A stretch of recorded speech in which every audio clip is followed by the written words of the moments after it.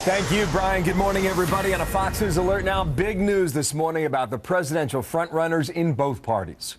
Donald Trump will meet today with the RNC. Chairman Reince Priebus will reportedly push Trump to sign a so-called loyalty pledge, vowing not to run as a third-party candidate. That is, if he does not get the Republican nomination. We're watching that story and another big one, too.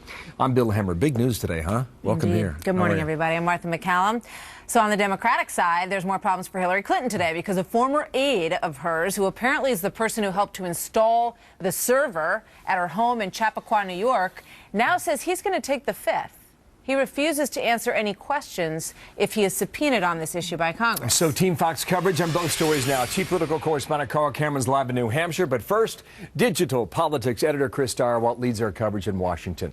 Let's talk about the Clinton matter first off and address the legal aspect to this, Chris. How does the story with the fifth change now?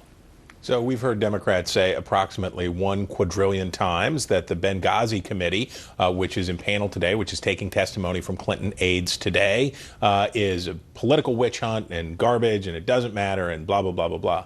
But they don't have the authority to charge you criminally. They could hold you in contempt of Congress. Criminal charges come from prosecutors. That means that they're talking here about the FBI investigation into the mishandling of sensitive and classified information. We got a big insight on that this week with more emails being released from Hillary Clinton. That's what we're talking about here. If that's the case, and that's how her team, her legal team, and her campaign team is thinking that they've got to staunch the bleeding and that there's somebody out there saying that they could incriminate themselves testifying here, that's a big old deal. Well, so we know one will take the fifth. We don't know if others will. Possibly we'll find out in time.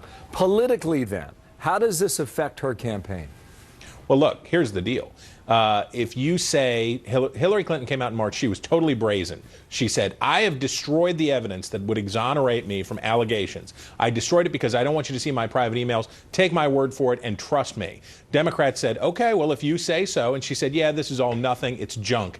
Every week, it seems like, even sometimes every day, there are new allegations that would lead Democrats to believe that Hillary Clinton misled them and that the risks here are much greater. And if you're Joe Biden or you're another Democrat thinking about getting in this race, what does this tell you? Maybe it's time to jump in. Well, for some time now, the Clintons have said this will abate once Republicans overplay their hand. And many have talked about that. How does that analysis look now? Stinky. The Clintons said that this would essentially play out like it did with her husband's impeachment or with the sex scandals that dogged him as a candidate, that Republicans would overplay their hands, the American people would tire of it, and there would be a backlash and it would help her. Well, that has not been the case. And you know why? Because this isn't about sex, and this isn't about Republicans being prurient. This is about national security. This is about allegations of payola. This is about things that you can't say, yeah, so what? She had a secret server and it exposed sensitive material to our enemies. But NBD, we want to focus on her being a cool grandma. That's not going to wash. And Cheryl Mills apparently answering questions as we speak. More on that today as well. Thank you, Chris Starwalt, leading our coverage on that part of the story. Martha has the other now. Yep.